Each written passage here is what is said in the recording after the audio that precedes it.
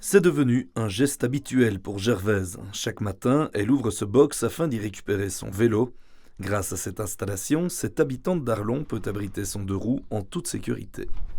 Ce dispositif est clairement très utile, voire même indispensable en fait. Sans ces boîtes à vélo, je ne pourrais pas vraiment faire de vélo parce que j'habite une maison où il y a 3 marches, plus encore 3 marches pour aller au fond de mon jardin. Et avec un vélo électrique qui pèse au moins 20 kg, je ne pourrais pas. Donc ce dispositif est indispensable pour moi. Depuis 5 ans, ces box à vélo poussent un peu partout à Arlon. On dénombre pas moins de 19 emplacements répartis à 17 endroits de la ville ainsi que dans 2 villages. Destinés aux habitants d'Arlon, mais également aux navetteurs et aux personnes travaillant dans le chef-lieu, ces boîtes à vélo proposent un parking sécurisé sous forme d'abonnement. La personne contacte la ville, le service mobilité. À partir de là, on détermine s'il reste des emplacements disponibles ou non. Pour l'instant, on a un taux de disponibilité qui est assez faible. Seulement 20% des emplacements, voire moins, sont disponibles. Ici à la gare, les box sont assez récents, donc il nous reste encore, comme on peut le voir, un box qui est disponible. Les 2 autres sont déjà pleins.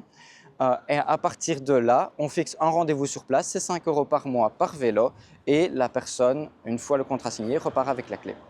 Chaque box comprend 6 places, portant la capacité totale à 114 vélos. Si la démarche a connu quelques réticences, notamment au niveau des places de parking pour voitures, elle a depuis fait son petit bonhomme de chemin. La ville envisage d'ailleurs d'étendre son réseau. On envisage réellement d'agrandir encore peu à peu et aussi éventuellement d'aller dans les villages. Actuellement, nous avons 2 villages occupés et nous allons peu à peu essayer d'étendre dans les villages. Pour information, un box comme ça coûte 6 000 €, donc ce n'est pas vraiment rentable, mais c'est très très utile et on se rend compte que c'est en expansion.